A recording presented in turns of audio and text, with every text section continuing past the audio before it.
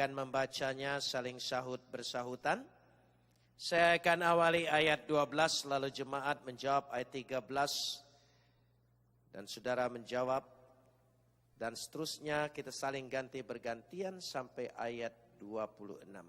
Filipi pasal 1 ayat 12 sampai ayat 26. Aku menghendaki saudara-saudara supaya kamu tahu bahwa apa yang terjadi atasku ini justru telah menyebabkan kemajuan Injil. Ayat 13. Sehingga telah jelas bagi seluruh istana dan semua orang lain bahwa aku dipenjarakan karena Kristus. Dan kebanyakan saudara dalam Tuhan telah beroleh kepercayaan karena pemenjaraanku, untuk bertambah berani berkata-kata tentang firman Tuhan dengan tidak takut. Ada orang yang memberitakan Kristus karena dengki dan perselisihan, tetapi ada pula yang memberitakannya dengan maksud baik.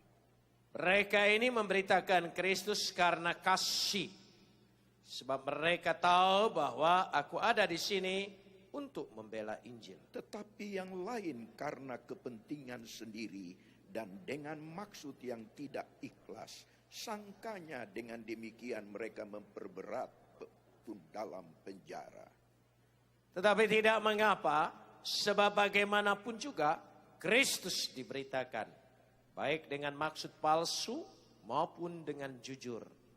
Tentang hal itu aku bersukacita, dan aku akan tetap bersukacita. Karena aku tahu bahwa kesudahan semuanya ini ialah keselamatanku oleh doamu dan pertolongan Roh Yesus Kristus. Sebab yang sangat kurindukan dan kuharapkan ialah bahwa aku dalam segala hal tidak akan beroleh malu, melainkan seperti sedia kala, demikian pun sekarang. Kristus dengan nyata dimuliakan dalam tubuhku, baik oleh hidupku maupun oleh matiku. Karena bagiku hidup adalah Kristus dan mati adalah keuntungan. Tetapi jika aku harus hidup di dunia ini, itu berarti bagiku bekerja memberi buah. Jadi bagaimana yang harus kupilih, aku tidak tahu. Aku didesak dari dua pihak. Aku ingin pergi dan diam bersama-sama dengan Kristus. Itu memang jauh lebih baik. Tetapi lebih perlu untuk tinggal di dunia ini karena kamu. Dan dalam keyakinan ini tahulah aku akan tinggal dan akan bersama-sama lagi dengan kamu sekalian, supaya kamu makin maju dan bersukacita dalam iman. Sehingga kemegahan dalam Kristus Yesus makin bertambah karena aku, apabila aku kembali kepada kamu.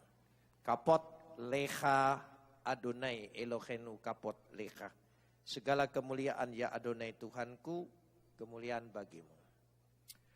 Saudara-saudara yang dikasihi Tuhan, surat Rasul Paulus sangat mendominasi perjanjian baru. Paulus punya latar belakang secara agama Yahudi yang kuat sekali. Secara akademis dia menguasai seluruh pengetahuan dan filsafat Yunani dan berbahasa Yunani. Secara pribadi dia adalah warga negara Roma, sehingga kemampuannya dipakai oleh Tuhan dalam konteksnya. Sehingga ini yang dimaksudkan. Paulus suratnya begitu mendominasi, begitu banyak. Dari sekian surat-surat itu, bahwa ada beberapa surat, Kolose, Filemon, Efesus, Filipi, surat yang terbit dari penjara. Kalau dikatakan di sini, Paulus beberapa kali dipenjarakan. Karena itu, dia memberikan gelar bagi dirinya dalam Efesus pasal 4 ayat 1 demikian. Sebab aku menasehatkan kamu, aku Orang yang dipenjarakan karena Tuhan. Sebab sekarang ini musim banyak orang dipenjarakan. Tapi karena KPK. Saudara. Tapi ini tidak. Dia dipenjarakan karena Tuhan. Apalagi kalau dibandingkan dalam 2 Korintus pasal 11. Begitu dia merinci kesulitan, penderitaan, kesengsaraan, pukulan, siksaan, kemiskinan, kelaparan, kekurangan, kedinginan. Begitu baik dia merincinya. Maka diulang kembali dalam Filipi pasal 1 yang kita baca ayat 13 tadi. Bahwa aku dipenjarakan karena Kristus.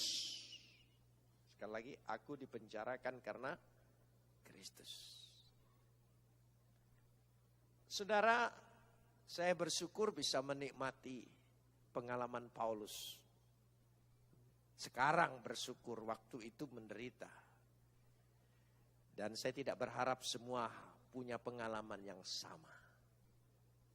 Tapi makna ini Paulus buat ke jemaat yang jemaat bebas. Sesungguhnya setiap orang mengikuti Kristus, dia dipenjarakan di dalam Kristus. Apalagi kita hamba Tuhan yang menyerahkan diri menjadi hamba. Hamba itu punya tuan dan terikat dengan tuannya. Dan tidak bisa bebas. Disinilah dilemanya hidup sebagai hamba Tuhan. Dengan pelayanan kita, panggilan kita, pekerjaan kita, semuanya kita ini berada di dalam penjara. Tapi penjara karena Kristus. Tolong ingat, orang di penjara itu tidak bebas. Dan barang siapa membebaskan diri dengan cara melarikan diri, nah, itu lain saudara ya. Itu namanya buron. Nah, itu penting sekali. Jadi sebagai manusia, sekali lagi sebagai manusia, kita punya kesenangan, punya keinginan, punya selera, punya kemauan. Dan kita ingin bebas sebagai hidup layaknya manusia. Wajar. Tapi setiap orang yang percaya pada Kristus, dia menjadi hamba Kristus. Dan lebih lagi kita menerima panggilan yang paling istimewa dan anugerah yang terbesar dalam hidup kita. Kalau kita dipilih untuk melayani dia. Oh, itu hak istimewa. Saudara, hamba Tuhan itu dimanapun ditempatkan.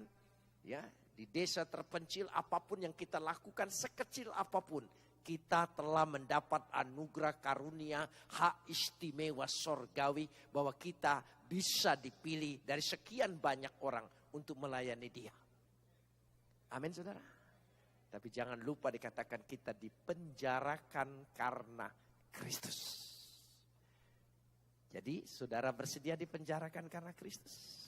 Tidak usah masuk penjara, tapi sekarang dengan panggilan kita sendiri, dengan pekerjaan dan pelayanan kita sendiri, kita sudah terpenjara dalam Kristus. Karena orang yang terpenjara tidak bisa bebas. Mau-maunya sendiri, tidak bisa.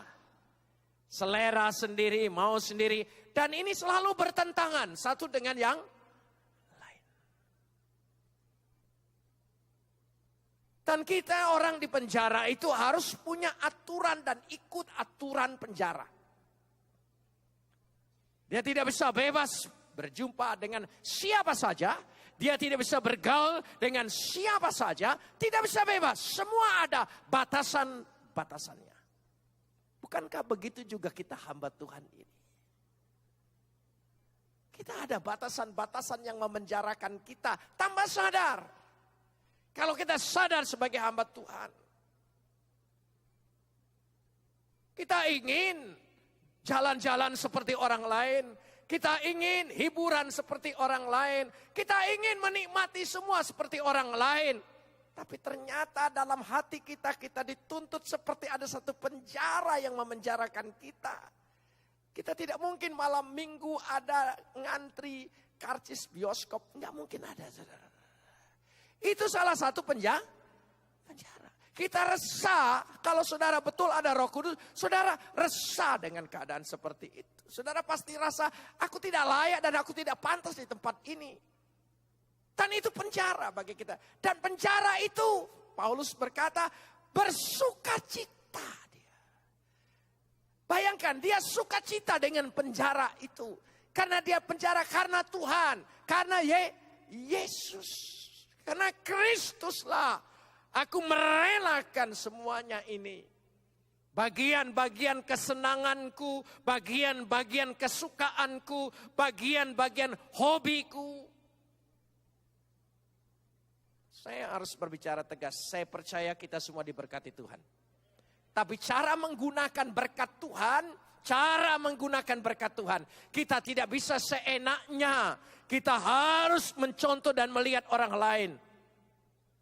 Tidak bisa, maaf saya berbicara, keras saya berbicara. Mungkin kita mampu membeli apa saja, tapi tidak bisa kita mempamerkan dan menikmati seperti itu. Itu penting, itu kode etik. Kalau kita masih memuja, senang dengan segala sesuatu kemewahan, itu berarti hedonisme. Memberhalakan harta benda. Tidak bisa. Setiap orang yang ingin jadi hamba Tuhan, seberkat apapun dia diberkati Tuhan, dia harus ada penjara. Dia tidak bisa menikmati seperti konglomerat, dia tidak bisa menikmati seperti pengusaha saja sekarang ini. Penampilannya sederhana. Hamba Tuhan kadang-kadang, wah. Saudara, ini penjara. Supaya kita sadar. Supaya kita ingin mengingatkan. Berulang saya ingin menyatakan seperti ini. Paulus, nanti kita lihat betapa pentingnya prinsip pernyataan Paulus ini. Supaya disadari secara pagi hari ini. Karena itu di dalam Kolose pasal 4 ayat 18. Kolose pasal 4 ayat 18. Mari kita lihat dulu. Surat Kolose pasal 4 ayat 18. Supaya kita tahu ada sesuatu. Kolose pasal 4 ayat 18. Ya, sudah ketemu? Baik. Salam daripadaku Paulus. Salam ini kutulis dengan tanganku sendiri. Tolong sambung. Ingatlah akan apa? Belengguku.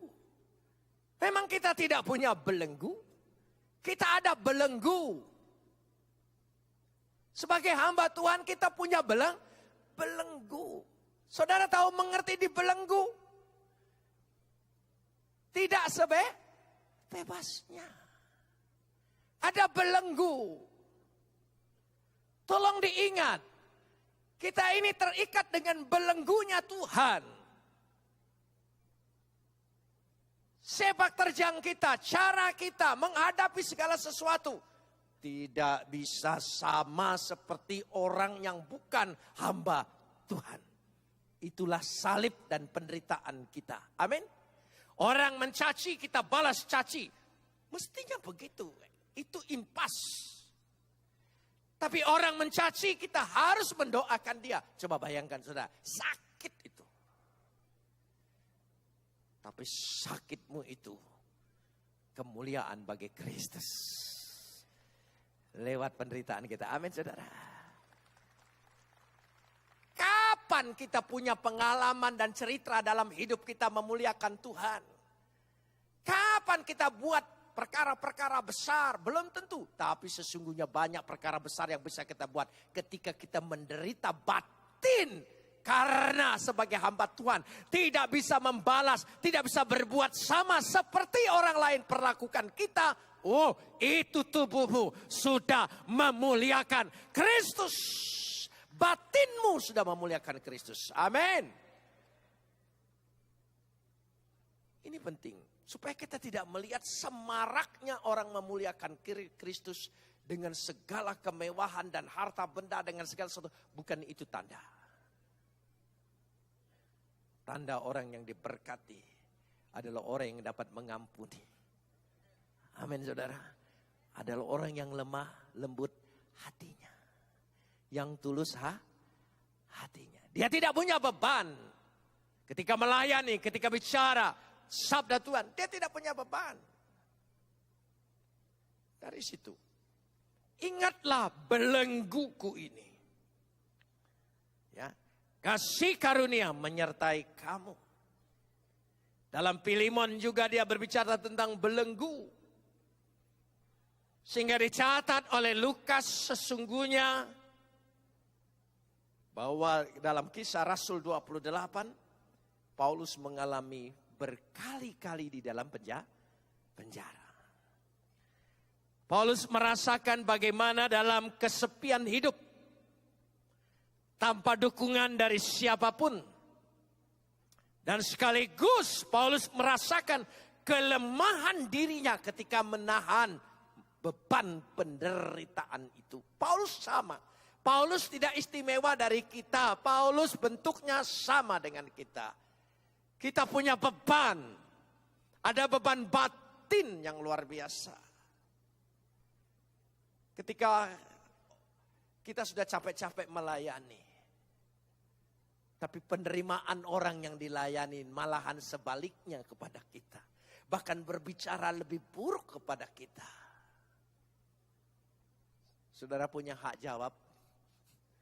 Enggak. Enggak. Saya masih ingat begini. Ketika saya dalam penjara. Kan saya ini boleh dikatakan korlap dalam demonstrasi zaman dulu. Koordinator lapangan. Tukang teriak-teriak, tukang protes, tukang segala sesuatu. Jadi ketika ada tindakan, telur yang semestinya jatahnya 1, dibagi separuh. Saya tahu aturannya. Saya tuntut. Dan apa jawab kepala keamanan penjara? Jangan lupa, status kamu narapidana. Tidak punya hak jawab. Saya jadi heran. Nanti kalau kamu sudah keluar, boleh punya hak. Oh begitu. Itu penderitaan kan? Kita pikir itu penderitaan. Betul itu penderitaan. Itu siksaan. Betul siksaan. Tapi kapan lagi kita punya batin memuliakan Kristus? Kapan lagi tubuh kita dan hati kita terluka karena Kristus? Kapan lagi kehormatan pribadi kita dimuliakan buat Kristus? Tatkala kita mengalami itu semua, katakan amin. Amin saudara. Oh sukacita sekali kalau dalam hidup ini batinku, perasaanku, pengorbanan bisa menjadi keagungan dan kemuliaan bagi nama Kristus. Tanpa ikut Yesus pun saudara bisa menangis dalam hidup ini. Tapi menangis menderita karena Yesus, air mata kita tidak sia-sia. Air mata tidak selalu keluar dari mata. Biasanya laki-laki orang kalau sudah saking sedihnya tidak keluar air mata saudara. Saking beratnya sudah tidak keluar air mata. Kecuali diam dengan cemberut. Pikirannya menerawang. Kalau aku ada pistol aku tembak dia. Tapi diingatkan lagi. Dan luka kita. Luka-luka itu. Lebih baik hati terluka karena Kristus daripada terluka karena cinta.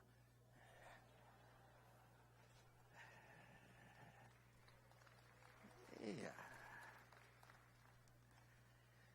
Nah sekarang saya ingin mengajak. Dari semua yang dirasakan itu. Paulus bersaksi. Saya ingin mengajak kita membaca 2 Timotius. 2 Timotius ini surat berkenaan semua. 2 Timotius pasal 4. 2 Timotius pasal 4. Pagi ini menjadi renungan kita. Ayat 16. Ya, 2 Timotius pasal 4 ayat 16 dan 17. Tetapi Tuhan telah mendampingi aku dan tolong sambung, menguatkan aku. Ya betul. 2 Timotius pasal 4 ayat 17 dan 18. Tetapi Tuhan telah mendampingi aku dan tolong sambung, menguatkan aku. Tuhan yang memberikan kekuatan. Tetapi Tuhan berdiri bersama aku dan menguatkan aku. Sebetulnya bahasa aslinya hodekurios moi pareste kai enudumason me. Sekali lagi, bukan hanya Tuhan mendampingi aku saja, tapi Tuhan memberikan apa? Enudumason,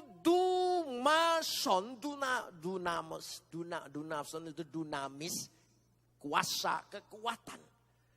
Tapi Tuhan mendampingi aku dan memberikan kekuatan kepadaku. Kekuatan Tuhan itulah yang membuat kita mampu menjalani itu semua sampai selesai. Amin, saudara. Kita mengimani hanya kekuatan Tuhan. Tidak perlu berharap dari orang lain supaya dia berdiri bersama. Tapi bagaimana berdiri bersama nanti akan dibahas dari ayat-ayat ini untuk menyatakan bahwa kekuatan Tuhan bersama aku. Ya. Karena itu Paulus berbicara dengan jelas bagaimana sesungguhnya bahwa iman itu telah sungguh-sungguh bersama dengan dia. Mendampingi berarti bersama. Ya. Kita baca dulu dalam 2 Efesus. Surat Efesus pasal 2. Surat Efesus pasal 2 ayat 5 dan 6. Ayat 5 dan 6. Inilah doktrin Paulus. Dikatakan disitu telah menghidupkan kita bersama-sama dengan Kristus. Tolong diingat kata bersama-sama dengan Kristus. Sune, zo poisen to Kristus. Sun, akar kata sun, bersama-sama. Itu bahasa Indonesia. Sebetulnya 2 kata ini ada perbedaan kalau di bahasa Indonesia kan lagi. Sunejuan, bersama-sama. Saudara bersama-sama dengan Yesus? Katakan lebih tegas, bersama dengan Yesus?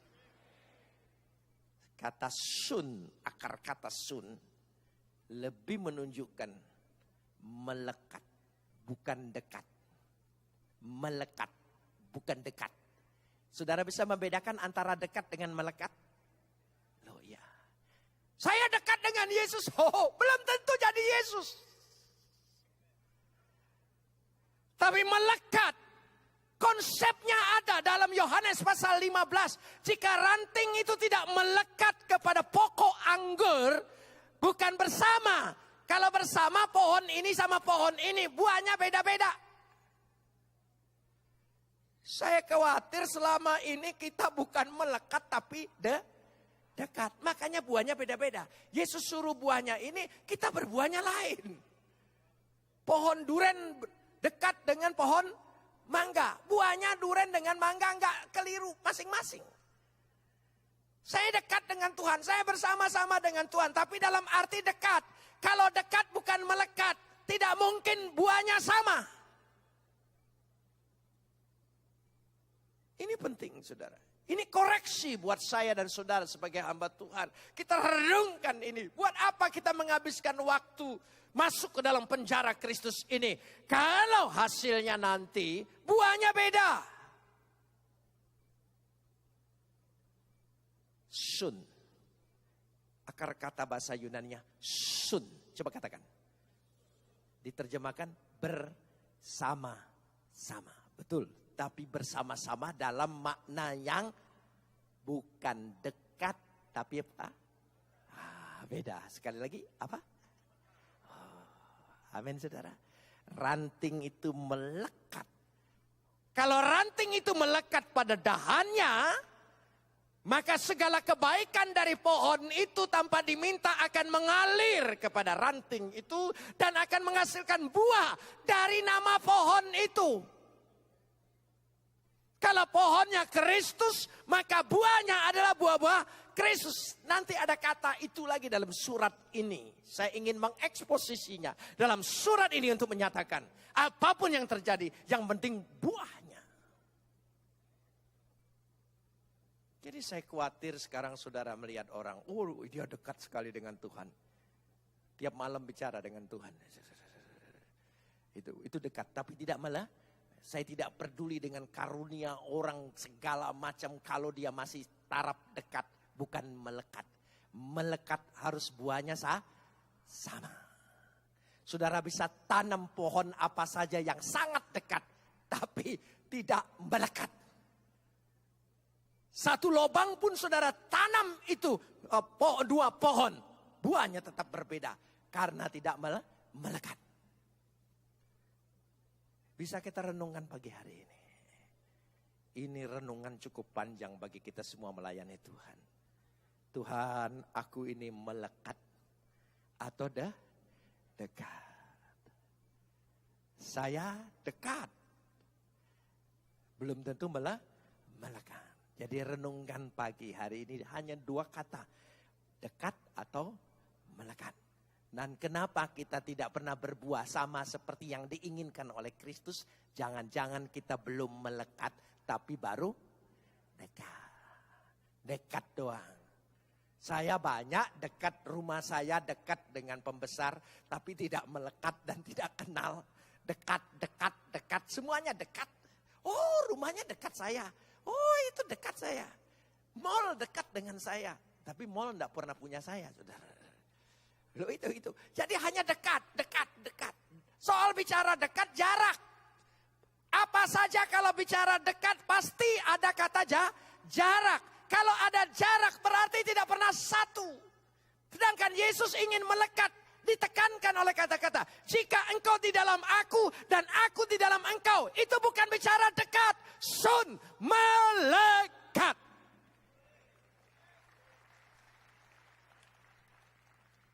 Dikatakan di situ. Kita lanjutkan ayat ini. Ya, dikatakan tadi dalam Efesus pasal 2 ayat 5 dan 6. Kita perhatikan kata bersama-sama. Jadi kata bersama jangan lagi dimaknain kata dekat. Kata bersama-sama berarti apa? Melekat. Kita baca lagi kembali ayat 5. Telah menghidupkan kita bersama-sama dengan Kristus. Sekalipun kita telah mati oleh kesalahan-kesalahan kita. Oleh kasih karunia kamu diselamatkan. Dan di dalam Kristus Yesus telah membangkitkan kita juga dan memberi tempat bersama-sama dengan Dia. Jadi dikatakan di sini bersama-sama. Coba pasal Efesus pasal 2 ayat 20. Ayat 20. Ya. Oh sorry. Kolose pasal 2. Kolose pasal 2 ayat 20.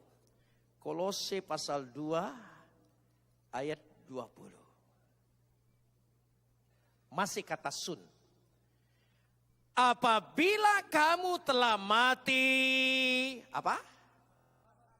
Bersama-sama dengan Kristus. Telah mati bersama-sama dengan Kristus. Kristus telah mati bagi dosa-dosa saya. Kalau saya hanya dekat, tentara Romawi yang menyalibkan dia juga dekat. Tapi bukan berarti melekat. Karena itu kita diajarkan dalam sakramen, makanlah tubuhku, minumlah darahku untuk menyatakan kita melekat. Dia mati betul-betul buat saya. Kematian saya sudah sungguh-sungguh ditanggung oleh Dia. Penebusannya, janjinya milikku. Baru kita mengimani kalau kita betul-betul kata melekat. Kalau dekat waktu disalib banyak yang dekat. Tapi kita kalau melekat berarti dia tergantung, kita tergantung. Dia mati, kita mati. Maka dia bangkit, kita juga bangkit. Itulah kepastian kita di dalam pribadi Yesus. Saya mendapat kepastian itu. Kenapa? Saya percaya Tuhan, saya menyembah Tuhan. Tapi saya tidak pernah punya kepastian yang betul-betul pasti bahwa aku diselamatkan dan menerima janji Tuhan itu. Bahwa sungguh-sungguh janji Tuhan itu menjadi milikku. Kecuali dalam Kristus. Karena itu saya pindah. Tidak ada dalam apapun agama di dunia ini yang menjamin begitu pasti. Karena itu pribadi Kristus itu betul-betul saya imani dan saya tidak akan bergoyah sedikit pun dari pribadi itu. Karena pribadi itu adalah kepastian bagi hidup kita. Itu penting, prinsip ini. Bersama-sama. Apet nete sun Kristus. Maka dikatakan Kolose pasal 3 ayat 1. Kolose pasal 3 ayat 1. Karena itu kalau kamu dibangkitkan. Tolong sambung. Dibangkitkan. Sone gertete to Kristus. Sone. Sun lagi katanya. Mati sun dengan Yesus. Ya. Bangkit sun. Bukan dekat. Bersama bukan dalam arti dekat. Bersama dalam arti apa? Melekat. Tolong ingat itu. Saudara pasti bangkit? Oh, saya percaya. Saudara percaya Tuhan bersama kita? Hanya satu yang punya gelar. Immanuel. Tuhan bersama kita. Banyak orang menjanjikan Tuhan bersama dia. Tapi janji itu belum ada meterainya yang pasti. Tapi kita percaya Yesus itu yang sehakikat. Yang sehakikat melekat di dalam diri Bapa. Sebagai firman yang ada dalam diri Bapa. Pada mulanya adalah firman. Firman itu bersama-sama sun melekat, sehakikat, sederajat dengan Bapa. Turun menjadi manusia untuk membuat kita melekat sehakikat dengan seluruh janji Bapa karena karya Kristus. Jadi pada waktu dia Immanuel bersama, Tuhan bersama kita. Tidak ada jaminan Tuhan bersama kita kecuali dalam satu pribadi siapa? Yang melekat dengan kita. Bukan hanya sekedar percaya, bukan sekedar dekat, tapi apa? Melekat. Saya percaya Tuhan tidak pernah tinggalkan aku dalam segala sesuatu. Karena dalam diriku ada siapa? Yesus. Amin saudara. Baru nanti di mana manifestasi Kristus berada dalam kita, Roh Kudus tinggal dalam diri kita. Tampak pribadi Yesus kalau ada roh, itu roh lain. Hati-hati saudara.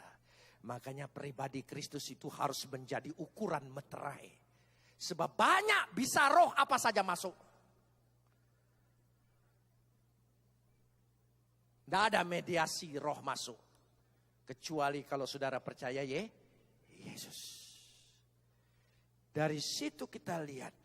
Sehingga kata sun saya ingin bahas sun ini. Menjadi prefiks dalam kata kerja. Sunegertet. Sunegertete dibangkitkan bersama-sama dengan dia. Berarti kalau sun dalam arti melekat, semua kepastian pagi hari ini kita dikuatkan. Memang Yesus ada dalam diriku. Amin saudara. Jangan takut. Itulah kembali konteksnya. Dipenjarakan. Berarti dipenjarakan betul-betul berada di bawah kekuasaan, kemauan, dan kehendak Yesus. Saudara mau dipenjarakan karena Kristus? Angkat tanganmu yang mau. Oh, rela semua dalam nama Yesus. Amin. Nah, kita pulang nanti ke daerah. Kita melayani. Tolong ingat. Kalau Yesus bilang begini, kita tidak boleh pakai cara lain. Amin, saudara. Iya, pakai cara Yesus aja. Biarlah orang menang sementara pakai cara dunia. Tapi aku ingin pakai cara Yesus. Mati pun aku mau kalau memang ini kemauan Yesus. Itu Paulus suratnya tadi kita baca. Tadi malam saya kasih ilustrasi dari kitab Talmud. Harun turun. Sudah dipukul 3 kali, enggak terbelah juga. Sementara musuh sudah dekat. Daripada kita kembali ke Mesir, mati di tangan mereka. Lebih baik kita mati karena perintah Tuhan ini. Mereka masuk ke dalam air itu. Dan pada waktu masuk, tidak langsung terbelah. Masuk ketika rombongan itu, airnya sampai sebatas leher. Berarti mereka betul-betul berserah, percaya dengan janji Tuhan. Dan pada waktu sebatas leher, menurut kitab Talmud, baru terbelahlah air itu. Baru mereka yang lain, waduh ikut bersama. Itu tindakannya. Maka Harun dan Musa tidak bisa dipisahkan bagi orang Yahudi. Karena dua-dua itu adalah menunjukkan tindakan-tindakan imam. Amin, saudara. Jadi jangan takut. Kalau kayaknya hampir kelelap. Hampir kelelap.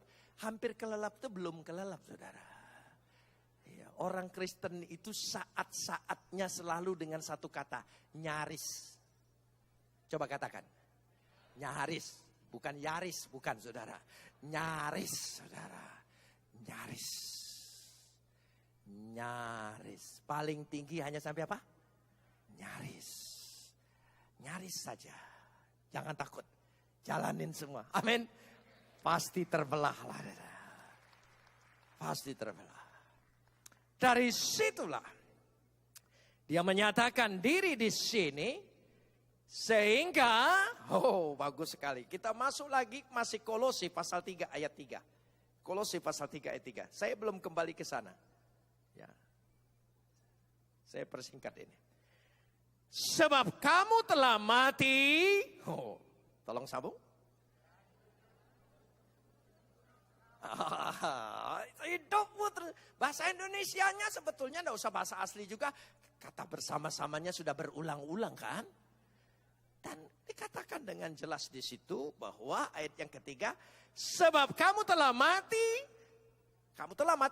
hidupmu sekarang tersembunyi. Apa? Bersama sudah saya terangkan, sekarang hidupmu tersembunyi. Hidupmu tersembunyi. Hozu, humon,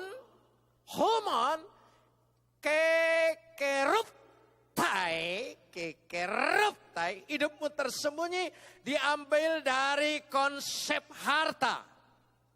Kata hidup hezu berbicara tentang hidup kekal. Ya, hidup kekal disertai harta. Jadi sekali lagi hidup kekal itu sebagai harta yang tersembunyi. Jadi kalau bersama dengan dia, engkau sudah memiliki harta yang tersembunyi di dalam diri kita, yaitu hidup kekal. Janji Tuhan yang kekal, keselamatan yang kekal.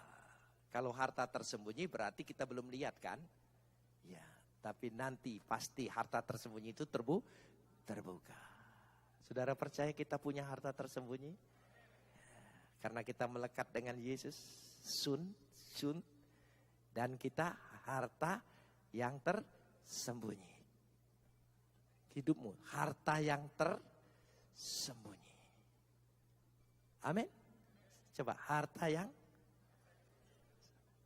dalam diri kita ini ada apa? Yang paling pasti hidup kekal. Nanti setelah mati hartanya muncul. Saudara, kita terima hidup kekal. Tapi sebetulnya makna Paulus kalau dilanjutkan ayatnya, ini sayang terbatas waktunya. Setiap orang yang percaya melekat dengan Yesus punya harta yang tersembunyi. Harta itu bisa juga kekuatan, bisa saja segala sesuatu, Jadi jangan takut hadapi tantangan, rintangan. Nanti muncul ada cadangan harta yang tersembunyi. Kekuatan doa yang tersembunyi. Kuasa yang tersembunyi. Janji yang tersembunyi. Amin saudara. Tepat pada waktunya muncul tuh harta. Jangan bilang lagi miskin ya. Aku nggak punya apa-apa. Jangan bilang. Secara lahiriah kamu tidak lihat aku punya apa-apa. Tapi aku punya harta yang tersembunyi. Amin. Karena ada kata sun. Ya, menyatakan dirinya. Menyatakan dirinya. Jadi dikatakan pasal 3 ayat 4. Apabila Kristus yang adalah hidup kita menyatakan diri kelak, kamu pun menyatakan diri. Tolong sambung lagi. Aduh, puji Tuhan. Ada ketemu lagi kata apa? Sun. Wah, harus banyak sun ini. Yesus memberikan banyak sun. Waduh, cintanya luar biasa. Sun melulu, saudara. Ya. Iya. Kalau pacaran itu sun yang pertama aja berkesan. Sun selanjutnya itu formalitas saja. Sudah tidak ada rasa lagi, saudara ya. Ada garis mau tidur, ya sun, ya ada ya saja. Sun yang pertama itu menggetarkan, saudara ya. Waduh, makanya jangan sia-siakan. Jadi Yesus itu sunnya luar biasa. Dikatakan ayat di sini kena bersama-sama dengan Dia, ya. Apabila kamu pun akan menyatakan diri bersama-sama dengan Dia dalam waduh. Amin. Kepastian janji Tuhan itu. Ini yang membuat saya makin cinta, makin tidak mungkin bergerak. Bahwa Yesus betul-betul jaminan dalam hidupku. Dalam segala perkara. Bukan hanya hidup untuk akhirat saja. Maksudnya akhirat dunia yang akan datang, saudara. Tetapi hidup sekarang pun aku punya harta yang tersembunyi. Kata ini menyatakan diri dalam kemuliaan. Menyatakan diri. Panerote. Kata panerote. Panerote berasal dari kata panero. Panero. Sebab di dalam diri kita yang melekat. Dia akan menyatakan dirinya. Dan orang akan melihat. Yesus ada dalam hidup kita. Jangan sampai kita jadi hamba Tuhan. Waduh, di mimbar kita seperti tampang malaikat. Giliran memimpin rapat. Setannya keluar. Saudara, ini kalau ganti-ganti peran itu namanya apa? Sandiwara. Janganlah jadi hamba Tuhan hanya sekedar sandiwara. Kalau orang tidak sandiwara, di mana saja tetap sama. Nah, Paulus terangkan ayat-ayat selanjutnya. Makanya ada yang begini, menginjilin karena gini. Banyak yang sandiwara-sandiwaranya. Paulus kutip di situ dengan jelas sekali. Jadi dikatakan di situ, ya. Ayat 15, ada orang yang memberitakan Kristus karena apa?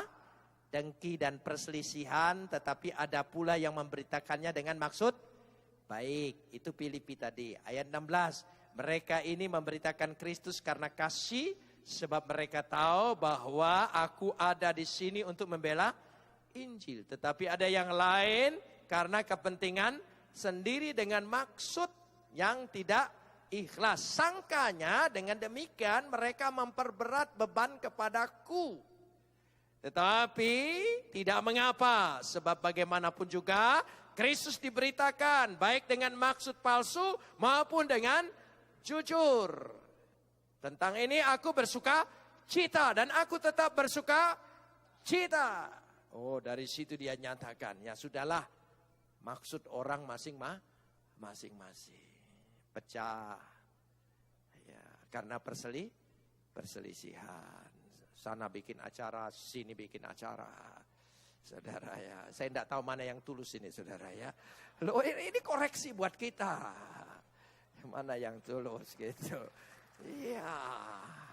Sana bikin ini, sini bikin ini, sana bikin ini, sini bikin ini. Ini karena apa ini? Lo ini. Nggak apa-apa, kita koreksi namanya saja saudara. Saudara ya gitu ya. Iya, jadi itu. Jadi koreksi tidak apa-apa. Jadi jangan sampai kita kena ayat ini. Coba renungan saudara ya. Karena dengki, karena tidak ikhlas, karena maksud kepentingan sendiri. Karena gengsi, karena ini. Ya, kalau pecah dari kita, dia bikin KKR supaya kita tidak bawa lagi ke bawah ke sana, kita bikin lagi KKR. Nggak usah tiru cara-cara kita. Nggak usah tiru. Tolong jangan tiru cara dunia. Saudara ya. Sana bikin iklan, kita bikin iklan lagi, kita bikin iklan lebih gede, sana lebih gede lagi, sana lebih banyak lagi, saudara. Itu pelayanan atau bukan sih? Tapi untuk menenangkan hati, kata Paulus, yang penting Yesus diberitakan. Di sini konferensi Yesus yang diberitakan. Di sono, saya nggak tahu di mana pokoknya ya. Yang penting Yesus diberitakan. Sudah saja. Tidak usah dibahas. Di situ berapa datang, di sini berapa datang. Memangnya kita tim survei statistik, saudara. Ya sudah, berhenti cara begitu. Bertobat, pagi hari bertobat. Ya, amin saudara.